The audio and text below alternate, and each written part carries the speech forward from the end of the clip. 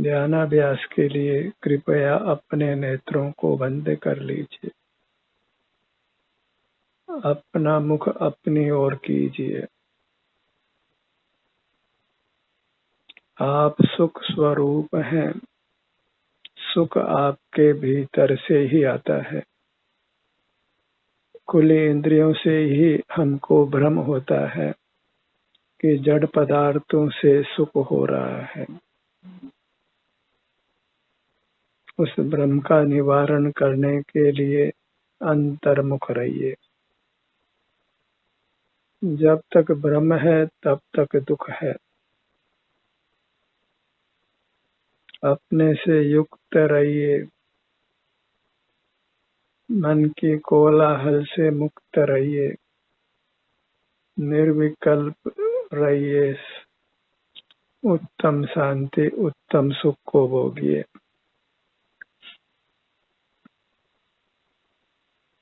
हर आत्मा अपने स्वभाव से परमात्मा है।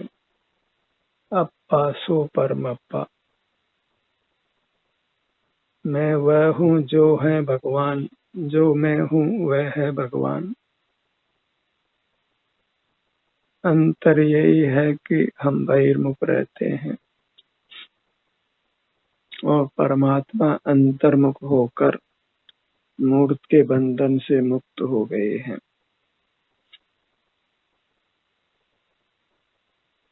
आपका आप ही भोग्य है।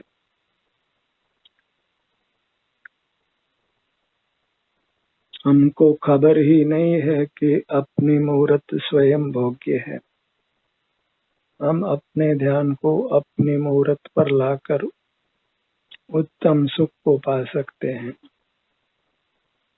सिर से पैरों तक अपना ध्यान लाने से ही हमको शांति का सुख का अनुभव होता है। इस प्रकार हम स्वयं एक भोग्य पदार्थ हैं। अपने द्वारा ही भोगे जाने योग्य हैं।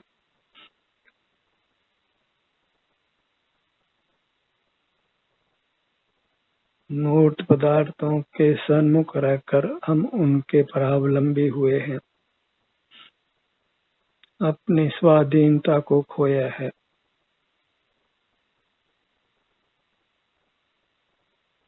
मूर्त पदार्थों को पाने के लिए वृथा ही हम श्रम करते हैं और नाना दुखों को भोगते हैं।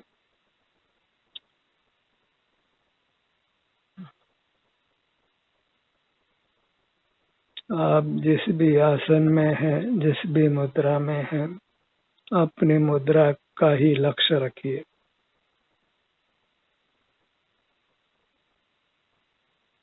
अमूर्त भी एक पदार्थ है। हमने केवल मूर्त पदार्थों की ही कल्पना की है।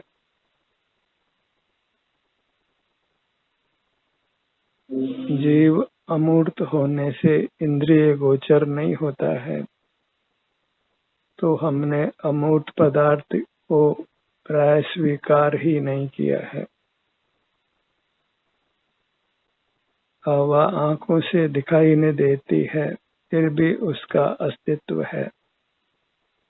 वह स्पर्श के द्वारा जानी जाती है।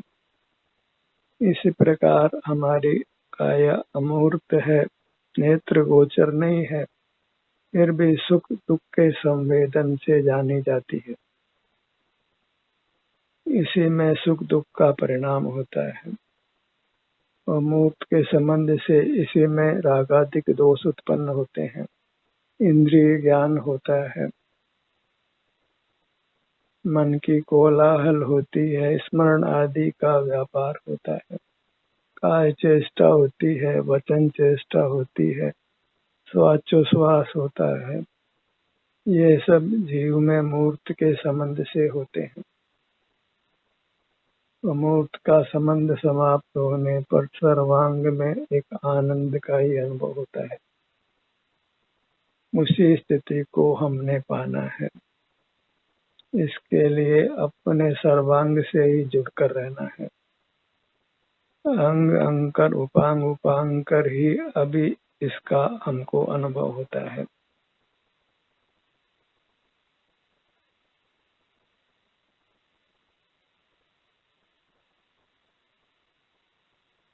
नाना विभाग कर ही इसका संवेदन करिए।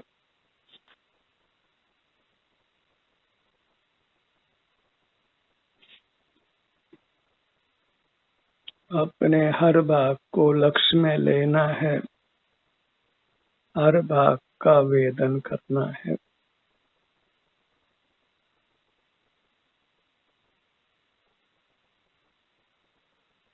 अपना ही दर्शन कीजिए, हर भाग से युक्त होना है।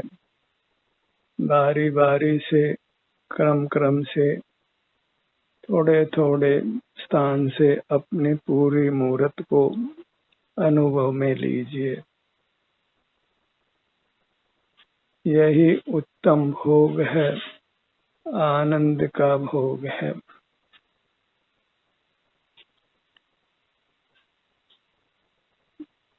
यह आनंद उसी जाति का है जिस जाति का आनंद परमात्मा भोगते हैं। परमात्मा केवल आनंद भोजी होते हैं, उनके संबंध में अन्य कल्पना करना योग्य नहीं है। आप भी अपने स्वभाव से आनंद भोजी हैं और वास्तव में आनंद ही चाहते हैं। आनंद का प्रतिपक्ष दुख है, जिसको कोई जीव नहीं चाहता है, और अपने को आनंद स्वरूप नहीं स्वीकार करने से ही बाह्य पदार्थों को सुख का कारण मानकर उनके सन्मुख रहकर हम अपने आनंद से रहित रहते हैं। अपने इस भूल को ही मिटाना है।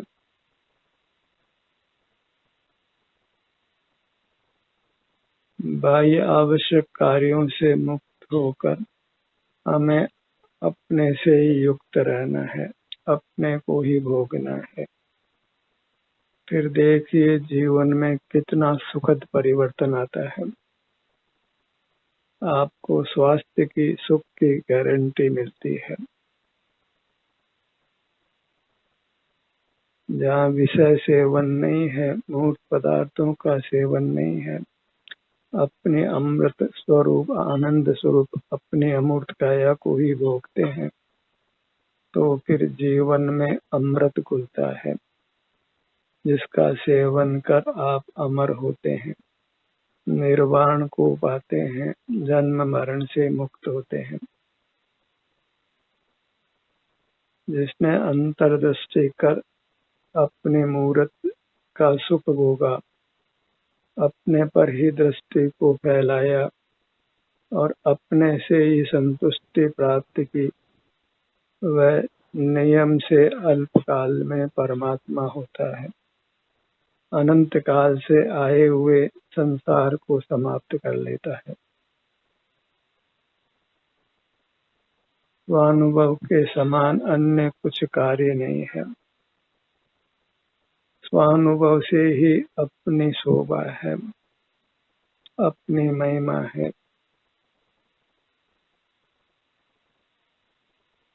प्रथम से प्रथम अपने को लोक का सर्वोत्तम पदार्थ मानिए, पवित्र पदार्थ, पावन पदार्थ।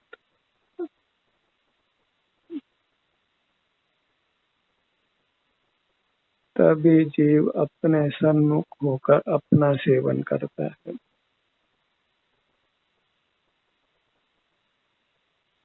आनंदम ब्रह्मणो रूपम, मेरा रूप आनंद है।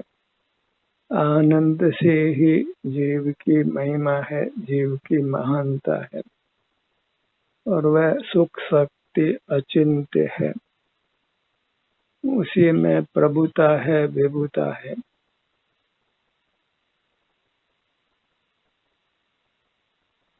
अचिंत्य सुख शक्ति धारक स्वमेव देव। हर जीव सुख शक्ति का धारक देव है। उसको बस अपने विस्तार का ही अनुभव करना है, संवेदन करना है, अपने से ही युक्त रहना है। जैसे हम पर पदार्थों को भोगते आए हैं, ऐसे ही आपाद मस्तक अपनी ओर ध्यान लाकर को भोगिए। पर के भोगने में कुछ सार नहीं है, केवल अपने ही सुख को जलाना है। अपने स्वास्थ्य को भोग कर हम नष्ट करते हैं। विषय के लक्ष्य से भोगने में अपना ही स्वास्थ्य आता है और उससे स्वास्थ्य नष्ट होता है। और हम सीधे ही अपनी मूर्त से युक्त होते हैं तो स्वस्थ रहते हैं, उत्तम सुख को पाते हैं।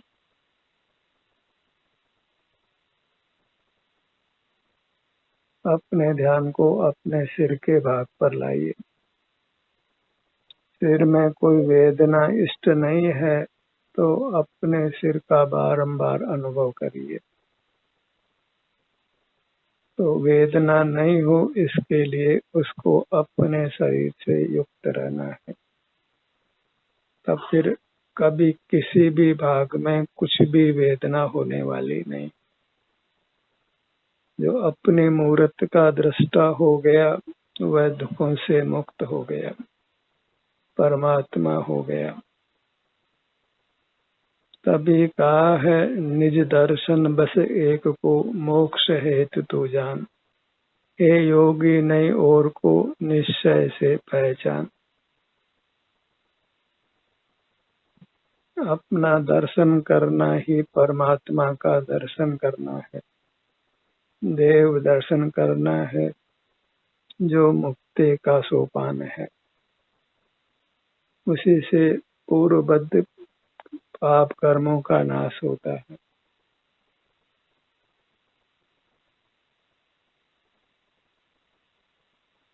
अपने को परमात्मा रूप स्वीकार करिए। अनंत महिमा अपने लीजिए।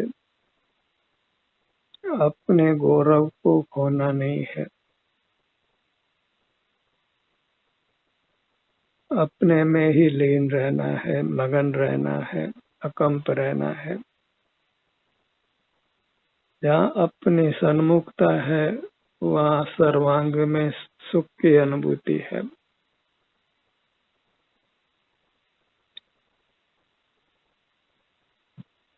अमूर्त वस्तु भी भोग्य होती है।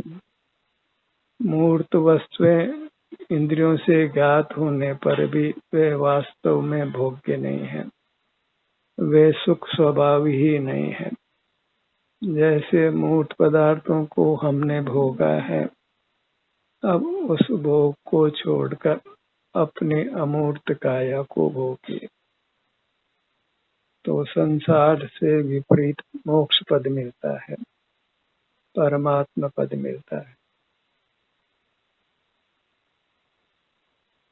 एक ही स्वप्न देखिए परमात्मा होने का, एक ही आशा, एक ही वांछा, मुझे मूर्त से मुक्त होना है, मूर्त के बंधन से मुक्त होना है, जन्म मरण से मुक्त होना है, रोटी कपड़ा मकान की आवश्यकता से पूरी तरह अपने को मुक्त करना है।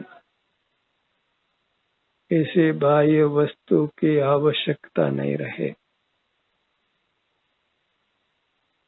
अपने भीतर से ही हमको असीम सुख की प्राप्ति हो, किंचित भी पराधीनता नहीं हो। अपने ध्यान को अपने ललाट बाग पर लाइए।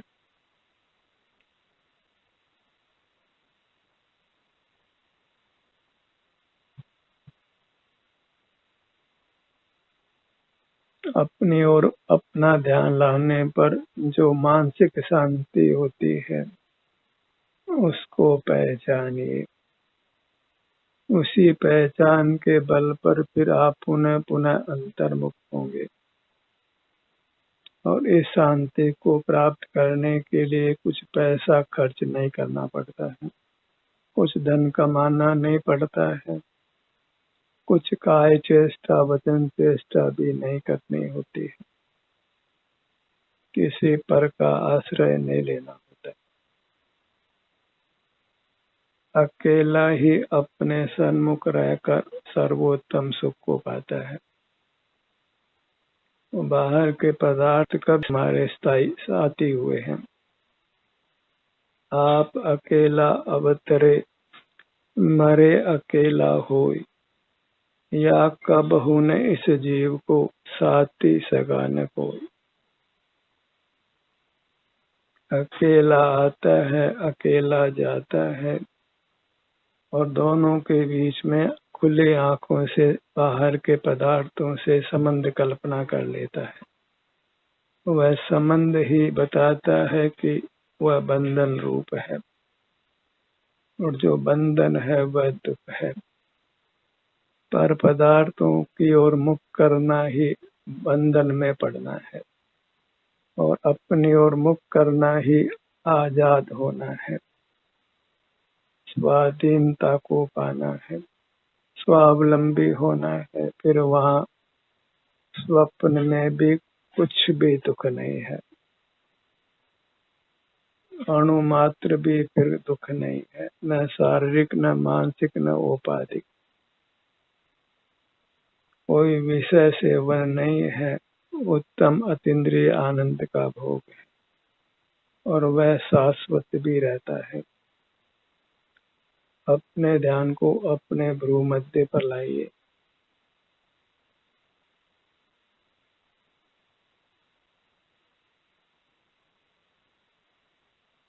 अपना छोटे से छोटा भाग हमको दुख भी दे सकता है और सुख भी दे सकता है। बहिर्मुख हो तो दुख देता है, अंतर्मुख हो तो सुख देता है। सुई चुभोई जाए तो पीड़ा होती है।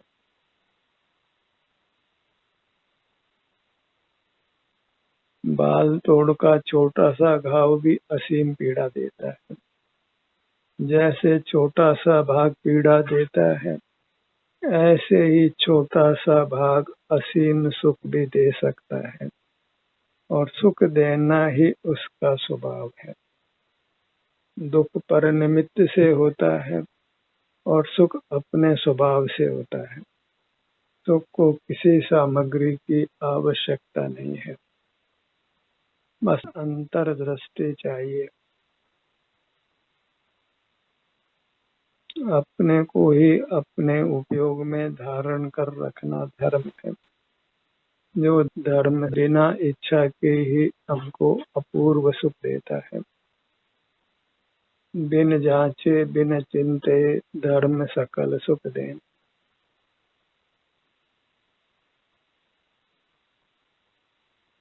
धार्यते इति धर्म है। अपने को ही अपने चित्त में धारण करना धर्म है। अपना अनुभव करते हुए रहना, अपने विभिन्न भागों के स्वास्थ्य की स्थिति को अनुभव में लेकर रहना है। अपने ध्यान को अपने कानों के भाग पर लाइए।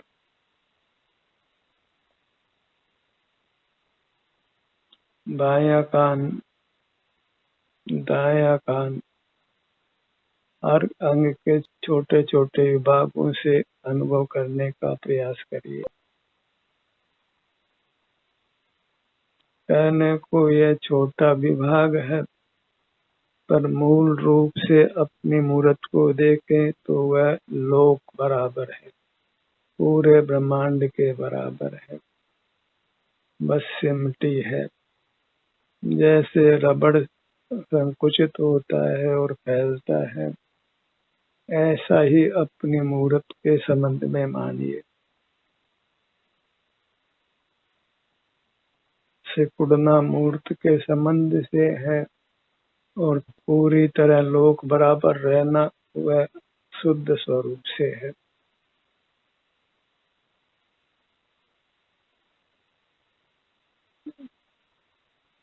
अपने ध्यान को अपनी नासिका पर लाइए। नासाग्र दृष्टि वही आभ्यंतर दृष्टि है, और वही जन्म मरण का अभाव करती है। रोटी मूर्ति पानी के सेवन से हमको मुक्त करती है।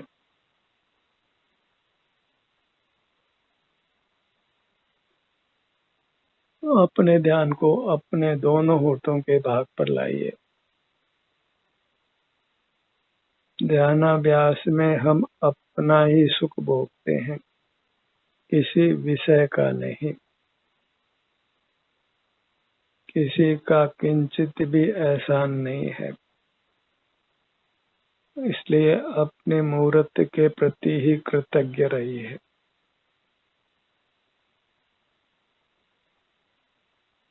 हम हाथ जोड़ते हैं, उसका आशय अपने को अपने से जोड़ना ही है।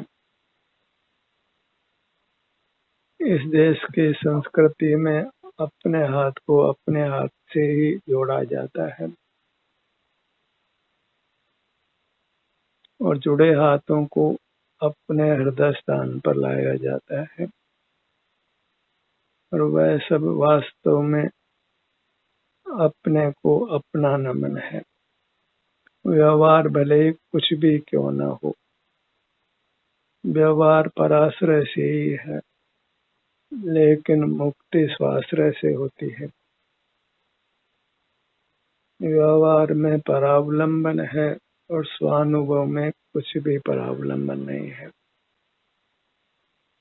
अपने ध्यान को अपने होठों के भाग पर लाइए।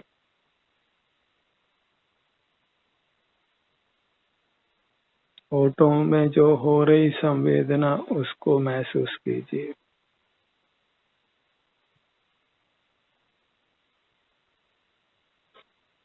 हम शांति स्वरूप हैं, सुख स्वरूप हैं, इसलिए सुख रूप से, शांति रूप से ही अपना आस्वादन होता है।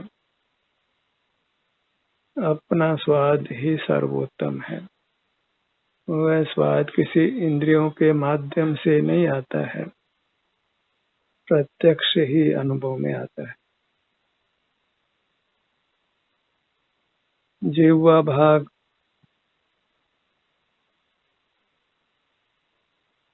ऊपर तालू का भाग,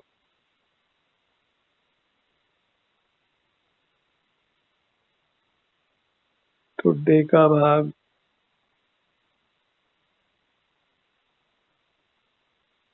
पूरा मुखमंडल। अपने वास्तविक मुखमंडल को पहचानिए और मूर्त मुखमंडल में पुनत्व छोड़िए।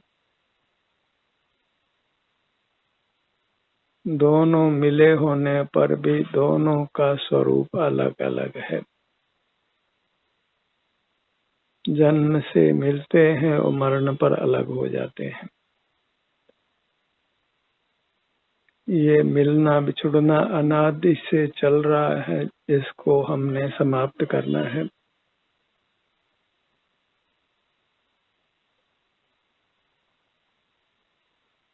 अपने ध्यान को अपने गर्दन के भाग पर लाइए।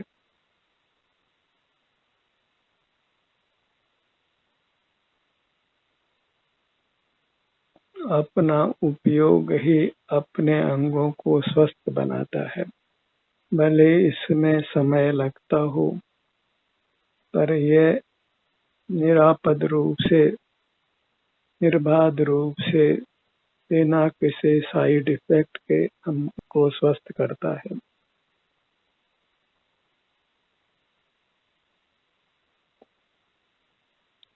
और भविष्य में भी हमको सुखद रखता है। सीने का भाग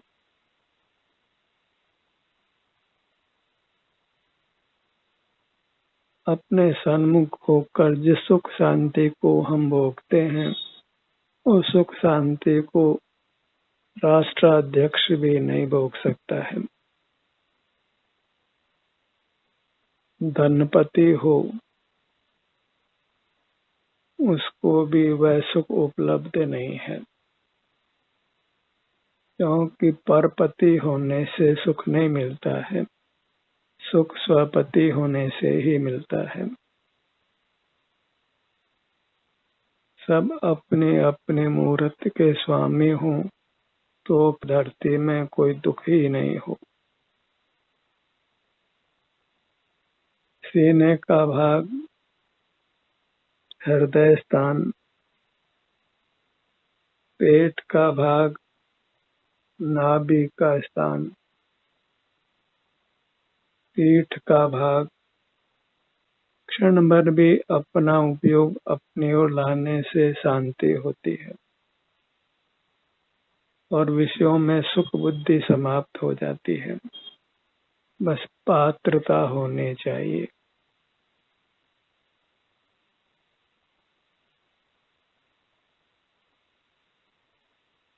जो विषयों में अति आसक्त हैं, जड़ पदार्थों से ही अपनी महिमा मानते जानते हैं, वे अपनी महिमा नहीं ले पाते हैं, अपने सन्मुख नहीं हो पाते हैं, अपने आनंद से वंचित रहते हैं। दोनों भुजाएं, कर कमल, दोनों पैर, चरण कमल, ये अपनी मूर्त ही परमात्मा की मूर्ति है। संसार दशा में भले ही कोई पशु हो, पक्षी हो, स्त्री हो, पुरुष हो, बालक हो, युवा हो, वृद्ध हो, ये सब बाहर के अंतर हैं। उस रूप अपने को मानना योग्य नहीं है। भीतर सब जीव परमात्मा स्वरूप हैं। तो अपने को बालक, युवा, वृद्ध, स्त्री, पुरुष, पशु, पक्षी, मनुष्य मानना योग्य नहीं है, क्योंकि वह सब एक तात्कालिक स्थिति है। परमार्थ से सब परमात्मा रूप है।